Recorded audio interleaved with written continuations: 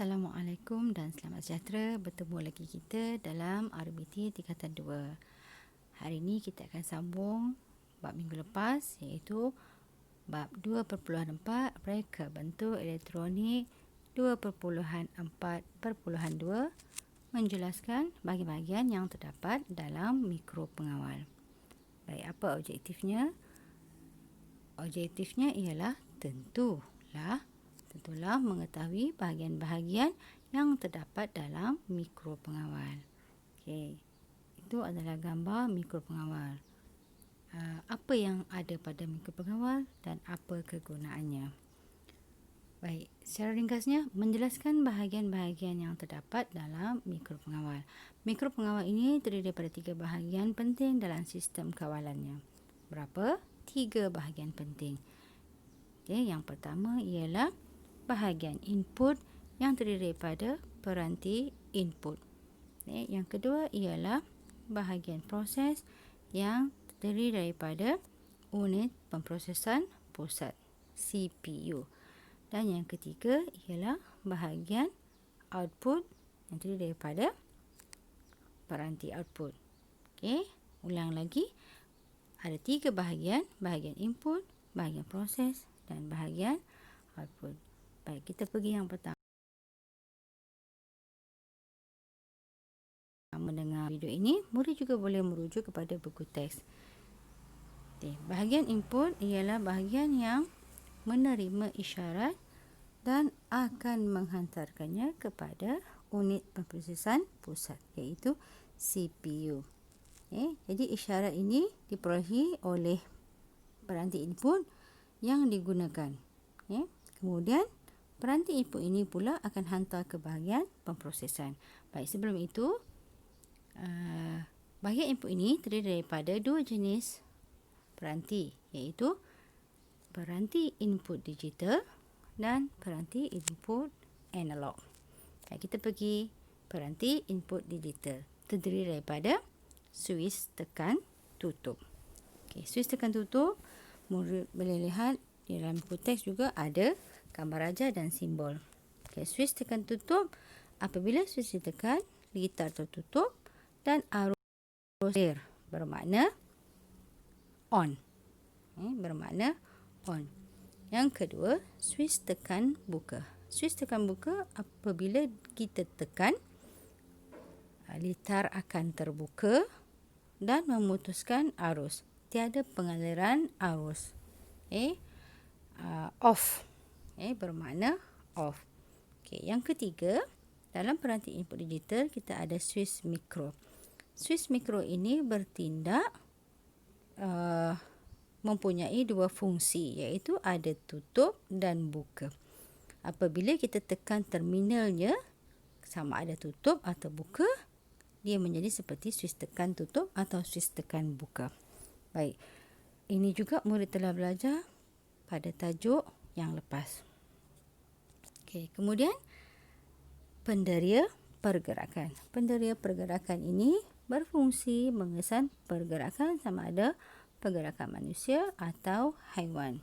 Okey, kita pasangkan input jika ada satu benda yang hadir, contohnya manusia, haiwan, dia akan menghasilkan kesan. Okey, kesan pergerakan lalu dihantar kepada proses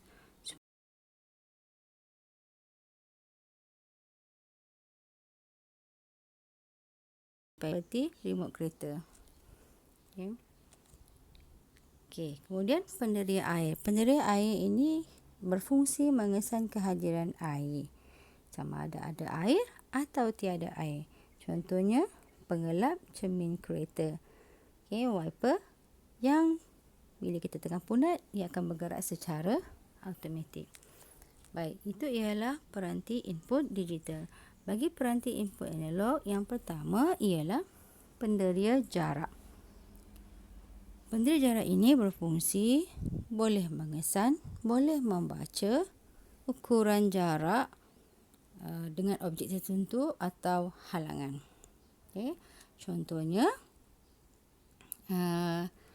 cecair sanitizer yang dipasang di pintu masuk hospital.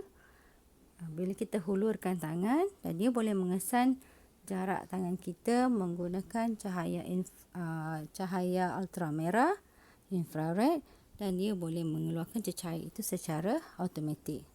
Okay. Boleh mengesan secara automatik. Itu penderia jarak. Yang kedua, penderia cahaya. Okay. Penderia cahaya. Penderia cahaya ini adalah yang boleh mengesan cahaya mengikut kecerahannya. Okey. Rintangan berubah mengikut kecerahan. Jika kecerahan itu tinggi atau banyak, maka rintangan akan rendah. Contohnya lampu di tepi jalan raya tu. Okay. Apabila cahaya rendah, maka lampu akan menyala. Okay. Secara automatik. Apabila cahaya tinggi, lampu akan tutup atau padam secara automatik. Okey, yang ketiga ialah penderia suhu. Penderia suhu ini adalah untuk mengesan suhu dalam julat tertentu. Suhu dikesan kan diubah kepada bentuk isyarat analog. Okey, itu adalah bahagian input. Kita pergi kepada bahagian proses. Baik, nota ini adalah daripada buku teks, jadi murid boleh rujuk dalam buku teks. Untuk bahagian proses ini akan melaksanakan satu cara yang disimpan dalam ROM, iaitu read only memory. Okey. Unit pemprosesan pusat akan melaksanakan atau cara ini. Okey.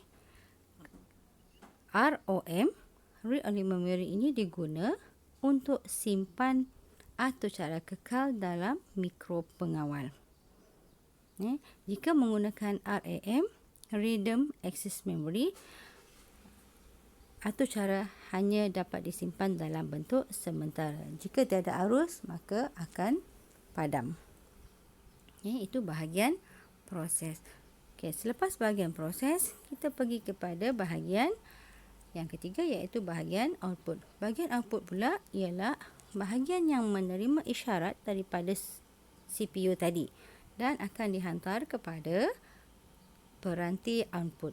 Okay. Tadi peranti akan isyarat yang diberi oleh output. Okay. Bahagian output terdiri daripada beberapa peranti. Yang pertama ialah diode pemancar cahaya, iaitu LED, light emitting diode. Cahaya ini ataupun diode ini digunakan untuk mengeluarkan cahaya atau juga boleh jadi sebagai lampu hiasan. Okay, ini sebagai output dia. Apabila kita ada input, kita proses, lalu dia boleh menghasilkan cahaya. Peranti yang kedua ialah pembas. Pembas ini macam buzzer. Okay, berbunyi. Okay, berfungsi dengan cara menukarkan gelombang elektrik kepada gelombang bunyi. Okay, dan dia ada kutub. Okay, contohnya mengesan untuk penggera keselamatan. Okay, apabila kita buka pintu, ada berlaku masuk tanpa cara yang betul, jadi penggera keselamatan akan berbunyi. Okay, pembas tu akan mengeluarkan bunyi. Okay, yang ketiga ialah geganti. Geganti ini adalah sebagai suis kawalan litar pada arus yang tinggi. Okay, yang keempat ialah motor arus terus. Okay, motor arus terus ni akan berputar apabila ada arus yang mengalir melaluinya, dan dia berputar secara berlawanan arus. Okay. Motor ini banyak digunakan dalam perkakas yang boleh bergerak seperti kipas, mesin basuh. Okay, jadi kita akan rasa outputnya macam kipas, merasa udara ataupun angin daripada kipas. Okay, yang terakhir ialah lampu LED 12 volt. Okay. Peranti ini mengeluarkan cahaya apabila ada arus melaluinya. Apabila kita ada input, contohnya Swiss, tekan tutup.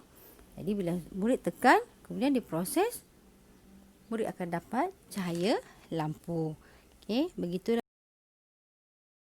pengawal ini berfungsi. Okey. Baik. Itu sahaja daripada saya. Selain video ini, murid juga boleh semak ataupun rujuk daripada buku teks. Okey. Sekian, terima kasih daripada saya. Selamat belajar. Saya Cikgu Wati. 3 kutub bunga untuk anda. Assalamualaikum dan selamat sejahtera.